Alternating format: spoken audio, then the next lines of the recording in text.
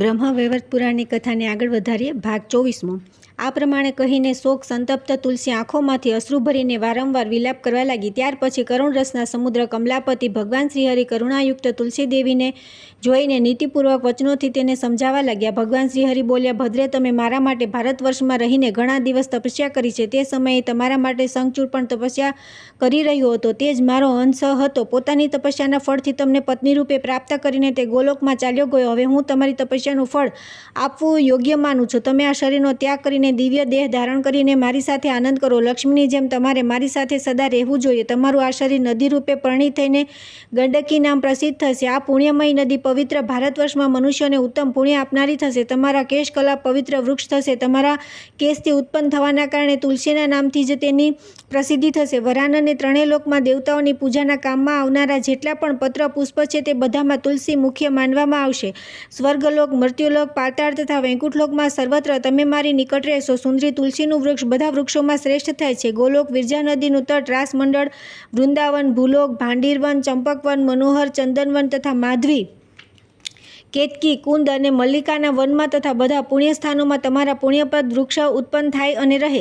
તુલસી વૃક્ષના નીચેનું સ્થાન પરમ પવિત્ર અને પુણ્યદાયક હશે. તેથી ત્યાં સંપૂર્ણ તીર્થો અને સમસ્ત દેવતાઓનું પણ અધિષ્ઠાન થશે. વરાનને ઉપર તુલસીના પાંદડે પડે તેવા ઉદ્દેશથી તે બધા લોકો ત્યાં રહેશે. તુલસી પત્રના જળથી જેનો અભિષેક થઈ ગયો તેને બધા તીર્થોમાં સ્નાન કરવાનું તથા સમસ્ત યજ્ઞોમાં દીક્ષિત થવાનું ફળ મળી જશે. સાધ્વી હજારો ઘડા અમૃતથી નવડાવવા છતાં પણ ભગવાન શ્રીહરિને એટલી તૃપ્તિ થતી નથી જેટલી તૃપ્તિ તુલસીનું એક પાન ચડાવવાથી થાય છે. પતિવ્રતે 10,000 ગાયોના દાનથી મનુષ્યને જે ફળ મળે છે તે જ ફળ તુલસીપત્રના દાનથી મળી જાય છે. જે મૃત્યુ સમયે મનુષ્યને તુલસીપત્રનું જળ મળી જાય તે સંપૂર્ણ પાપોથી મુક્ત થઈને ભગવાન વિષ્ણુના લોકમાં ચાલ્યો જાય છે. જે મનુષ્ય દરરોજ ભક્તિપૂર્વક તુલસીનું જળ ગ્રહણ કરે છે તે જીવન મુક્ત છે અને તેને ગંગા સ્નાનનું ફળ પ્રાપ્ત થાય છે. જે મનુષ્ય દરરોજ તુલસીનું પાન ચડાવીને મારી પૂજા કરે છે તેને લાખ અશ્વમેઘ યજ્ઞનું ફળ પ્રાપ્ત થાય છે. જે મનુષ્ય તુલસીને પોતાના હાથમાં લઈ અને શરીર પર મૂકી તીર્થોમાં પ્રાણ ત્યાગ કરે છે તે વિષ્ણુ લોકમાં ચાલ્યો જાય છે. તુલસીની માળા ગળામાં ધારણ કરનાર પુરુષ ડગલે ડગલે અશ્વમેઘ યજ્ઞના ફળનો ભાગી થાય છે. એમાં સંદેહ નથી. જે મનુષ્ય તુલસીને પોતાના હાથમાં રાખીને પ્રતિજ્ઞા કરે છે અને પછી તે પ્રતિજ્ઞાનું પાલન કરતો નથી તેને સૂર્ય ચંદ્રમાની અવધિ પર્યંત કાલસૂત્ર નામક યજ્ઞમાં યાતના ભોગવવી પડે છે. જે મનુષ્ય તુલસીને હાથમાં લઈને કે તેની પાસે જૂઠી પ્રતિજ્ઞા કરે છે તે કુંભીપાક નરકમાં જાય છે અને ત્યાં દીર્ઘકાળ સુધી રહે છે. મૃત્યુના સમયે જેના મુખમાં તુલસીના જળનું એક બૂંદ પણ જાય છે તે અવશ્ય વિષ્ણુલોકમાં જાય છે. પૂર્ણિમા, અમાવસ્યા, દ્વાદશી તથા સૂર્ય સંક્રાંતિના દિવસે, મધ્યાહનકાળ, રાત્રિ બંને સંધ્યાઓ અને અશૌચના સમયે તેલ લગાવીને નાયા ધોયા વિના અથવા રાતના કપડાં પહેરીને જે મનુષ્ય તુલસીના પાન તોડે છે તે જ જાણે ભગવાન શ્રીહરિનું મસ્તક છેદી રહ્યા છે. સાધ્વી શ્રાદ્ધ, વ્રત, દાન, પ્રતિષ્ઠા તથા દેવાર્ચનના માટે તુલસીપત્ર વાસી હોય તો પણ 3 રાત સુધી પવિત્ર રહે છે. પૃથ્વી પર અથવા જળમાં તથા શ્રી વિષ્ણુને અર્પિત તુલસીપત્ર ધોઈ નાખવાથી બીજા કાર્ય માટે શુદ્ધ માનવામાં આવે છે. તમે નિરામય ગોલોકધામમાં તુલસીના અધિષ્ઠાત્રી દેવી બનીને મારું જ સ્વરૂપ એવા શ્રીકૃષ્ણની સાથે નિરંતર ક્રીડા કરશો. તમારા દેહથી ઉત્પન્ન નદીની જે અધિષ્ઠાત્રી દેવી છે તે ભારતવર્ષમાં પરમ પુણ્યપ્રદા બનીને મારા અંશ એવા ખારા સમુદ્રની પત્ની થશે.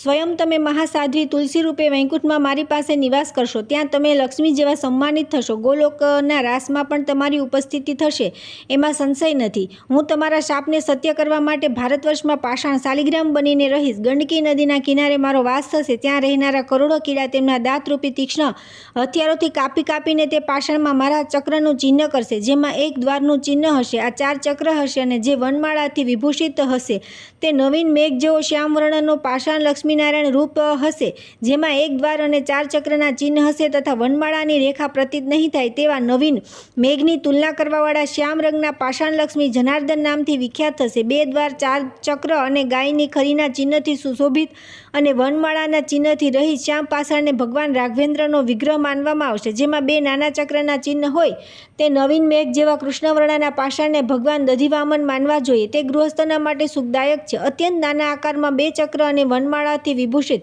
પાષાણ સ્વયં ભગવાન શ્રીધરનું રૂપ છે એવું સમજવું જોઈએ. આવી મૂર્તિ પણ ગૃહસ્થોને સદા શ્રી સંપન્ન બનાવે છે.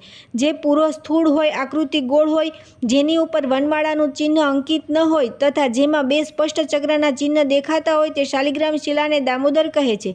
જે મધ્યમ શ્રેણીનો વર્તુળાકાર હોય, જેમાં બે ચક્ર, તર્કસ અને બાણના ચિહ્ન દેખાતા હોય અને જેની ઉપર બાણથી કપાઈ ગયાનું ચિહ્ન હોય તે પાષાણને રણમાં શોભાયમાન ભગવાન રામથી ઓળખવામાં જોઈએ.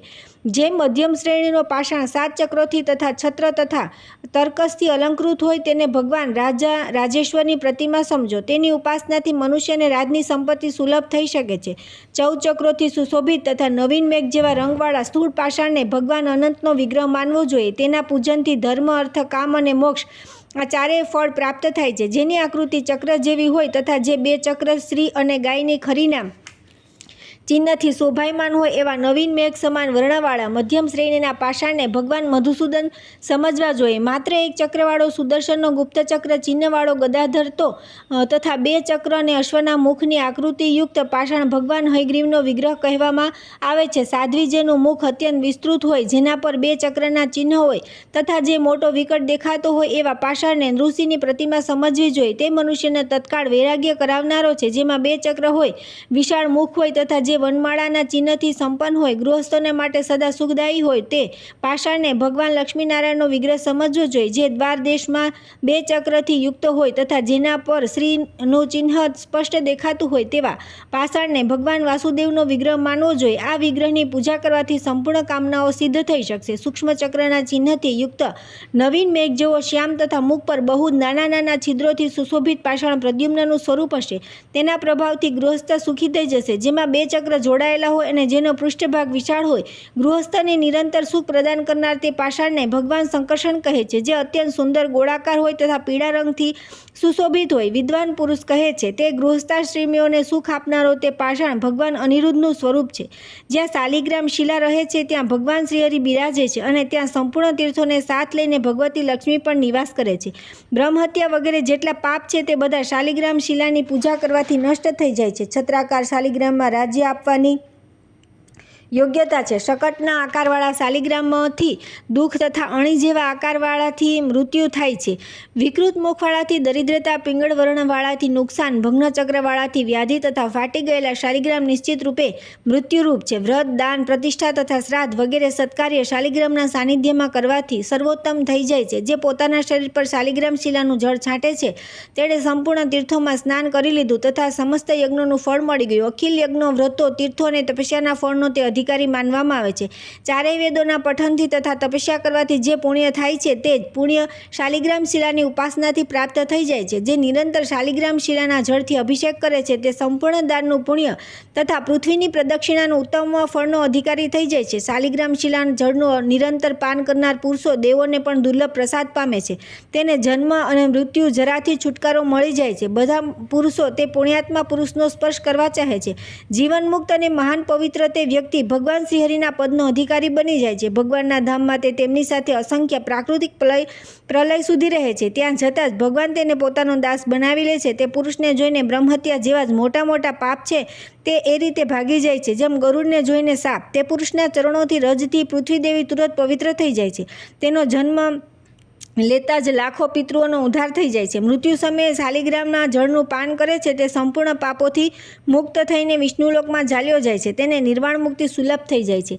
તે કર્મભોગથી છૂટીને ભગવાન શ્રીહરિના ચરણોમાં લીન થઈ જાય છે. એમાં સંશય નથી. શાલિગ્રામને હાથમાં લઈને ખોટું બોલનાર વ્યક્તિ કુંભીપાક નરકમાં જાય છે અને બ્રહ્માના આયુ પર્યંત તેને ત્યાં રહેવું પડે છે. જે શાલિગ્રામને હાથમાં લઈ કરેલી પ્રતિજ્ઞાનું પાલન કરતો નથી તેને લાખ મન્વંતર સુધી અસીપત્ર નામક નરકમાં રહેવું પડે છે. કાંતે જે વ્યક્તિ શાલિગ્રામ પરથી તુલસીના પત્રને દૂર કરશે તેને બીજા જન્મમાં સ્ત્રી સાથ નહીં આપે. શંખ પરથી તુલસી પત્રને દૂર કરનાર વ્યક્તિ પત્નીહીન તથા 7 જન્મો સુધી રોગી થશે. શાલિગ્રામ, તુલસી અને શંખ આ ત્રણેયને જે મહાન જ્ઞાની પુરુષ એક સ્થાને સુરક્ષિત રાખે છે તેને ભગવાન શ્રીહરિ બહુ જ પ્રેમ કરે છે. નારદ આ પ્રમાણે દેવી તુલસીને કહીને ભગવાન શ્રીહરિ મૌન થઈ ગયા અને દેવી તુલસી પોતાના શરીરનો ત્યાગ કરીને દિવ્ય રૂપે ભગવાન શ્રીહરિના વક્ષસ્થળ પર લક્ષ્મીની જેમ શોભાયમાન થઈ ગયા.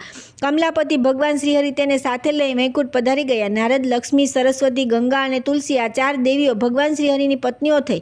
તે જ સમયે તુલસીના શરીરથી ગંડકી નદી ઉત્પન્ન થઈ અને ભગવાન શ્રીહરિ પણ તેના તટ પર મનુષ્યના માટે પુણ્યપદ શાલિગ્રામ શિલા બની ગયા. મુનિ ત્યાં રહેવાવાળા કીડા શિલાને કાપી અને અનેક આકાર બનાવી દે છે. તે પાષાણ જળમાં પડીને અવશ્ય ઉત્તમ ફળ પ્રદાન કરે છે. જે પાષાણ ધરતી પર પડી જાય છે તેમના પર સૂર્યનો તાપ પડવાથી પીળો થઈ જાય છે. એવા શિલાને પિંગલા સમજવી જોઈએ. તે શિલા પૂજામાં ઉત્તમ માનવામાં આવતી નથી. નારદ આ પ્રમાણે આ સંપૂર્ણ પ્રસંગ મેં કહી સંભળાવ્યો. હવે બીજું શું સાંભળવાની ઈચ્છા છે? ત્યાર પછી આવે છે તુલસી પૂજન, ધ્યાન, નામાષ્ટક તથા તુલસી સ્તવનનું વર્ણન. નારદજીએ પૂછ્યું કે પ્રભુ, તુલસી ભગવાન નારાયણના પ્રિયા છે, તેથી પરમ પવિત્ર છે અને સંપૂર્ણ જગતના માટે પૂજનીય છે. પરંતુ તેમની પૂજાનું વિધાન શું છે અને તેમની સ્તુતિ માટે કયું સ્તોત્ર છે? મુને કયા મંત્રથી તેમની પૂજા કરવામાં આવે છે? સર્વપ્રથમ તુલસીની સ્તુતિ કોણ કરી છે? કયા કારણથી તે તમારા માટે પૂજનીય થઈ ગયા? આ બધી વાતો મને કહો. સુજી કહે છે કે શૌનક, નારદની વાત સાંભળીને ભગવાન નારાયણનું મુખમંડળ પ્રસન્નતાથી ખીલી ઉઠ્યું. તેમણે પાપોનો નાશ કરનાર પરમ પુણ્યમય પ્રાચીન કથા કહેવાનો આરંભ કર્યો.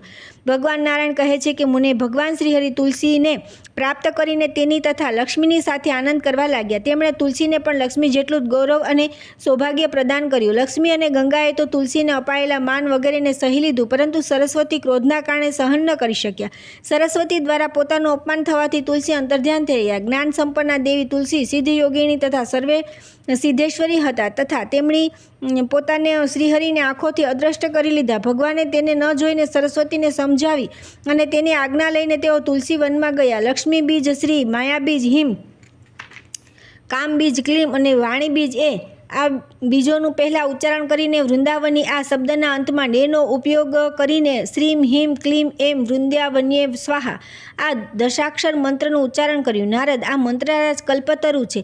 જે આ મંત્રનું ઉચ્ચારણ કરીને વિધિપૂર્વક તુલસીની પૂજા કરે છે તેને સંપૂર્ણ સિદ્ધિઓ અવશ્ય પ્રાપ્ત થઈ જાય છે. ઘીનો દીવો, ધૂપ, સિંદૂર, ચંદન અને નૈવેદ્ય અને પુષ્પ વગેરે ઉપચારોથી તથા સ્તોત્ર દ્વારા ભગવાન વડે સુપૂજિત થઈને તુલસીને બહુ પ્રસન્નતા થઈ. તેથી તે વૃક્ષમાંથી પ્રગટ થઈ ગઈ અને પ્રસન્નતાપૂર્વક શ્રી હરિના શરણમાં ચાલી ગઈ.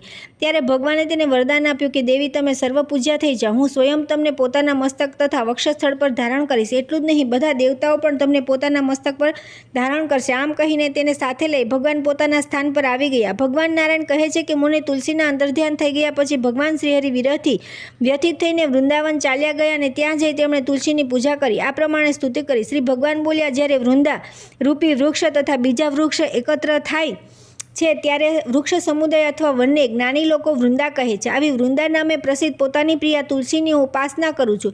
જે દેવી પ્રાચીન કાળમાં વૃંદાવનમાં પ્રગટ થઈ હતી તેથી તેને વૃંદાવની કહે છે. તે સૌભાગ્યવતી દેવીની હું ઉપાસના કરું છું. જે અસંખ્ય વૃક્ષોમાં નિરંતર પૂજા પ્રાપ્ત કરે છે તેથી તેનું નામ વિશ્વ પૂજિતા પડ્યું છે. તે જગત પૂજ્યા દેવીની હું ઉપાસના કરું છું. દેવી જેણે સદા અનંત વિશ્વોને પવિત્ર કર્યા છે તે વિશ્વપાવની દેવીને હું વિરહથી આતુર થઈ સ્મરણ કરું છું. જેના વિના બીજા પુષ્પ અર્પણ કરવા છતાં પણ દેવતા પ્રસન્ન થતા નથી એવી પુષ્પ સારા પુષ્પોમાં સારભૂતા શુદ્ધ સ્વરૂપિણી તુલસી દેવીનું હું શોકથી વ્યાકુળ થઈને દર્શન કરવા ઈચ્છું છું. સંસારમાં જેની પ્રાપ્તિ ભક્ત પરમ આનંદિત થઈ જાય છે તેથી નંદિની નામથી જે પ્રસિદ્ધ છે તે ભગવતી તુલસીને હવે મારા પર પ્રસન્ન થઈ જાય છે.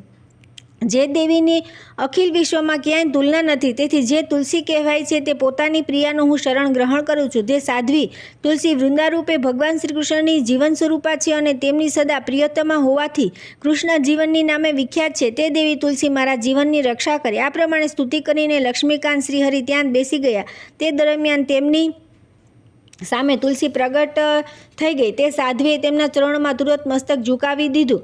અપમાનના કારણે તેની આંખોમાંથી આંસુ વહી રહ્યા હતા, કેમ કે પહેલાં તેને બહુ સન્માન મળી ચૂક્યું હતું. એવી પ્રિયા તુલસીને જોઈને પ્રિયતમ ભગવાન શ્રી હરિએ તુરંત તેને પોતાના હૃદયમાં સ્થાન આપી દીધું. સાથે સાથે સરસ્વતીની આજ્ઞા લઈ તેને પોતાના મહેલમાં લઈ ગયા. તેમણે તુરંત સરસ્વતી સાથે તુલસીનો પ્રેમ સ્થાપિત કરાવ્યો. સાથે ભગવાને તુલસીને વરદાન આપ્યું કે દેવી, તમે સર્વ પૂજ્યા અને શિરોધાર્ય થાઓ. બધા લોકો તમારું આદર અને સન્માન કરે. ભગવાન વિષ્ણુના આ પ્રમાણે કહેવાથી દેવી પરમ સંતુષ્ટ થઈ ગઈ. સરસ્વતીને તેણે હૃદયે લગાવી અને પોતાની પાસે બેસાડી લીધી. નારદ, લક્ષ્મી અને ગંગા આ બંને દેવીઓએ મંદ મુસ્કાન સાથે વિનયપૂર્વક સાધ્વી તુલસીનો હાથ પકડી તેને ભવનમાં પ્રવેશ કરાવ્યો.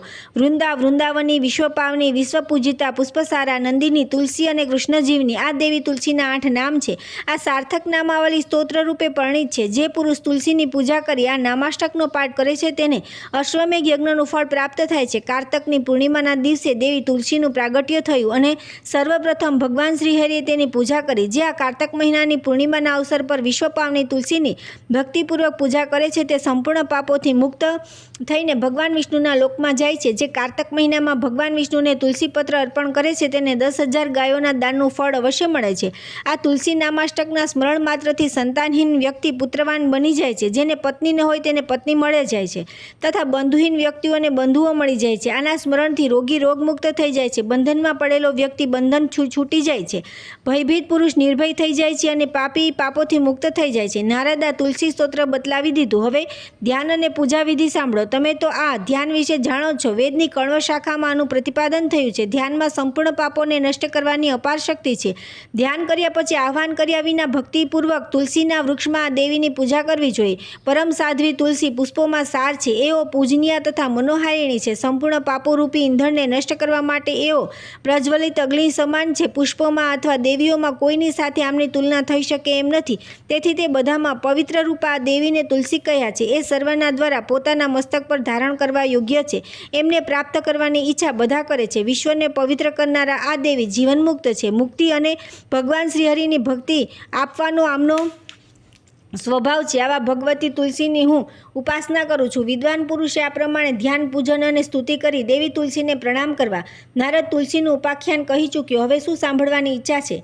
ત્યાર પછી આવે છે સાવિત્રી દેવીની પૂજા સ્તુતિનું વિધાન.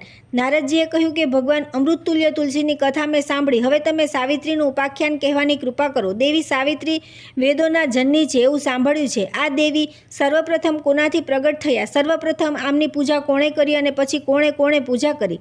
ભગવાન નારાયણ કહે છે કે મુનિ, સર્વપ્રથમ બ્રહ્માજીએ વેદજનની સાવિત્રીની પૂજા કરી. ત્યાર પછી એમની પૂજા દેવતાઓએ કરી. ત્યાર પછી વિદ્વાનોએ એમની પૂજા કરી. ત્યાર પછી ભારતવર્ષમાં રાજા અશ્વપતિએ એમની ઉપાસના કરી. ત્યાર પછી ચારે વર્ણના લોકો એમની ઉપાસના કરવા લાગ્યા. નારદજીએ પૂછ્યું કે બ્રહ્મન, રાજા અશ્વપતિ કોણ હતા? કઈ કામનાથી તેમણે સાવિત્રીની પૂજા કરી હતી? ભગવાન નારાયણ બોલ્યા કે મુનિ, મહારાજ અશ્વપતિ મદ્રદેશના રાજા હતા. શત્રુઓની શક્તિ નષ્ટ કરવી અને મિત્રોના કષ્ટ નિવારણ કરવાનો તેમનો સ્વભાવ હતો. તેમની રાણીનું નામ માલતી હતું. ધર્મનું પાલન કરનારી તે મહારાણી રાજાની સાથે એ રીતે શોભાયમાન થતી હતી જેમ લક્ષ્મીજી ભગવાન વિષ્ણુની સાથે. નારદ તે રાણીએ વશિષ્ઠજીના ઉપદેશથી પ્રમાણે ભક્તિપૂર્વક ભગવતી સાવિત્રીની આરાધના કરી. પરંતુ તેને દેવી તરફથી કોઈ પ્રતિસાદ ન મળ્યો કે ન દેવીના તેને સાક્ષાત દર્શન થયા. તેથી મનમાં વ્યથિત થઈ તે ચિંતામગ્ન રહેવા લાગી. તેનું દુઃખ જોઈને નીતિપૂર્ણ વચનો દ્વારા સમજાવી અને રાજા સ્વયં સાવિત્રી દેવીની તપસ્યા કરવા માટે પુષ્કર ક્ષેત્રમાં ચાલ્યા ગયા. ત્યાં રહીને ઇન્દ્રિયોને વશ કરી રાજાએ તપસ્યા કરી. ત્યારે ભગવતી સાવિત્રીના દર્શન તો ન થયા પરંતુ તેમનો પ્રત્યાદેશ ઉત્તર પ્રાપ્ત થયો. તેમને એવી આકાશવાણી સંભળાઈ કે રાજન, તમે 10 લાખ ગાયત્રીના જપ કરો. દરમિયાન ત્યાં મુનિવર પરાશરજી પધાર્યા. રાજાએ મુનિને પ્રણામ કર્યા. મુનિ રાજાને કહેવા લાગ્યા. પરાશરે કહ્યું કે રાજન, એકવાર કરેલો ગાયત્રીનો જપ દિવસ પરના પાપને નષ્ટ કરી નાખે છે. 10 વાર જપ કરવાથી દિવસ રાતના સંપૂર્ણ પાપો નષ્ટ થઈ જાય છે. 100 વાર જપ કરવાથી મહિનાઓના પાપ નાશ પામે છે. 1000 જપથી વર્ષોના પાપ ભસ્મ થઈ જાય છે. ગાયત્રીના 1 લાખ જપ કરવાથી 1 જન્મના તથા 10 લાખ જપમાં 3 જન્મોના પાપ નષ્ટ કરવાની અમોઘ શક્તિ છે. 1 કરોડ જપ કરવાથી સંપૂર્ણ જન્મોના પાપ નષ્ટ થઈ જાય છે. 10 કરોડ ગાયત્રી જપ બ્રાહ્મણને મુક્ત કરી દે છે. જપ કરનારે પૂર્વાભિમુખ બેસવું, હાથને સાપની ફેણ જેવો રાખવી, તે હાથ ઉર્ધ્વમુખ હોય તેને ઉપરથી નમાવેલો પરંતુ સ્થિર રાખવો. અનામિકાના મધ્યના વેઢાથી આરંભ કરી નીચે અને ડાબેથી થઈને તર્જનીના મૂળ ભાગ સુધી અંગૂઠાના સ્પર્શપૂર્વક જપ કરવા. હાથમાં જપ કરવાનો આ જ ક્રમ છે. રાજન, શ્વેત કમળના બીજોની અથવા સ્ફટિક મણીની માળા બનાવીને તેના સંસ્કાર કરી લેવા જોઈએ. એ જ વસ્તુઓની માળા બનાવી તીર્થ અથવા કોઈ મંદિરમાં જપ કરવા. પીપળાના 7 પાન પર સંયમપૂર્વક માળાને મૂકીને તેને ગોરોચનથી અનિલિપ્ત કરવી. પછી ગાયત્રી જપપૂર્વક વિદ્વાન પુરુષ તે માળાને સ્નાન કરાવે. ત્યાર પછી તે જ માળા પર વિધિપૂર્વક ગાયત્રીના 100 મંત્રના જપ કરવા જોઈએ. અથવા પંચગવ્ય કે ગંગાજળથી સ્નાન કરાવવાથી પણ માળાના સંસ્કાર થઈ જાય છે. આ પ્રમાણે શુદ્ધ કરેલી માળાથી જપ કરવા જોઈએ. રાજર્ષિ, તમે આ પ્રમાણે 10 લાખ ગાયત્રીના જપ કરો. તેનાથી તમારા 3 જન્મોના પાપ ક્ષીણ થઈ જશે. ત્યાર પછી તમને ભગવતી સાવિત્રીના દર્શન થશે. રાજન, તમારે દરરોજ ત્રિકાળ પ્રાતઃ, મધ્યાહન અને સાયં સંધ્યા પવિત્ર થઈને કરવી. કેમ કે સંધ્યા ન કરનાર અપવિત્ર વ્યક્તિ બધા કર્મો માટે અનધિકારી થઈ જાય છે. તેના ફળથી વંચિત રહે છે. તે બ્રાહ્મણ સંપૂર્ણ બ્રાહ્મણોચિત કર્મોથી બહિષ્કૃત માનવામાં આવે છે. જે પ્રાતઃ અને સાયંકાળની સંધ્યાોપાસના કરતો નથી તેને શૂદ્રની જેમ બધા દ્વિજોચિત કર્મોથી બહિષ્કૃત કરી દેવા યોગ્ય છે. આજીવન ત્રિકાળ સંધ્યા કરનાર બ્રાહ્મણમાં તેજ અથવા તપના પ્રભાવથી સૂર્ય જેવું તેજ આવી જાય છે. આવા બ્રાહ્મણની ચરણરથથી પૃથ્વી પવિત્ર થઈ જાય છે. જે બ્રાહ્મણના પાપ સંધ્યાના પ્રભાવથી નષ્ટ થઈ ગયા છે તે તેજસ્વી દ્વિજ જીવનમુક્ત જ છે. તેના સ્પર્શ માત્રથી સંપૂર્ણ તીર્થ પવિત્ર થઈ જાય છે. પાપ તેને છોડીને એ રીતે ભાગી જાય છે જેમ ગરુડને જોઈને સર્પો ત્રિકાળ સંધ્યા ન કરનાર દ્વિજના આપેલા પિંડ અને તર્પણને તેના પિતૃઓ ગ્રહણ કરતા નથી તથા દેવતાઓ પણ તેને ગ્રહણ કરવા ઈચ્છતા નથી. મુનિ આ પ્રમાણે કહીને મુનિવર પરાશરે રાજા અશ્વપતિને સાવિત્રીની પૂજાનું સંપૂર્ણ વિધાન તથા ધ્યાન વગેરે ઈચ્છિત કર્મો બતાવી દીધા. તે રાજાને ઉપદેશ આપી મુનિવર પોતાના સ્થાન પર ચાલ્યા ગયા. રાજાએ મુનિવરની બતાવેલી વિધિ પ્રમાણે સાવિત્રી દેવીની ઉપાસના કરી. તેમને દેવીના દર્શન થયા અને અભિષ્ટ વરદાન પ્રાપ્ત થઈ ગયું. નારદે પૂછ્યું કે ભગવાન મુનિવર પરાશરે સાવિત્રીના કયા ધ્યાન પૂજાનું વિધાન, ક્યુ સ્તોત્ર અને કયા મંત્રનો ઉપદેશ આપ્યો હતો તથા રાજાએ કઈ વિધિ પ્રમાણે શ્રુતિજનની સાવિત્રીની પૂજા કરી ને ક્યુ વરદાન પ્રાપ્ત કર્યું, કયા વિધાનથી ભગવતી તેમનાથી પૂજિત થયા, હું આ બધા પ્રસંગો સાંભળવા ઈચ્છું છું. સાવિત્રીનો શ્રેષ્ઠ મહિમા અત્યંત રહસ્યપૂર્ણ છે. કૃપા કરીને મને સંભળાવો. ભગવાન નારાયણ કહે છે કે નારદ, જેઠ મહિનાની કૃષ્ણ પક્ષની તેરસના દિવસે સંયમપૂર્વક રહી ચતુર્દશીના દિવસે વ્રત કરી શુદ્ધ સમયમાં ભક્તિપૂર્વક ભગવતી સાવિત્રીની પૂજા કરવી જોઈએ. આ 14 વર્ષનું વ્રત છે. આ વ્રતમાં 14 ફળ અને 14 નૈવેદ્ય અર્પણ કરવામાં આવે છે. પુષ્પ તથા ધૂપ, વસ્ત્ર અને યજ્ઞોપવિત વગેરે દ્વારા વિધિપૂર્વક પૂજન કરી નૈવેદ્યમાં અર્પણ કરવાનું વિધાન છે. એક મંગળ કળશ સ્થાપિત કરી તેની ઉપર ફળ અને પલ્લવ મૂકવા. બ્રાહ્મણે ગણેશ, સૂર્ય, અગ્નિ, વિષ્ણુ, શિવ અને પાર્વતીની પૂજા કરી આવાહિત કળશ પર પોતાના ઈષ્ટદેવી સાવિત્રીનું પૂજન કરવું જોઈએ. દેવી સાવિત્રીનું ધ્યાન સાંભળો. યજુર્વેદની માધ્યંદીની શાખામાં આનું પ્રતિપાદન થયું છે. સ્તોત્ર, પૂજા, વિધાન તથા બધા કામપ્રદ મંત્ર પણ બતલાવું છું. ધ્યાન આ પ્રમાણે છે. ભગવતી સાવિત્રીનો વર્ણ તપાવેલા સુવર્ણ સમાન છે. એ સદા બ્રહ્મ તેજથી તે પ્રકાશિત રહે છે. એમની પ્રભા એવી છે જાણે ગ્રીષ્મ ઋતુના મધ્યાહન કાળના હજારો સૂર્ય હોય.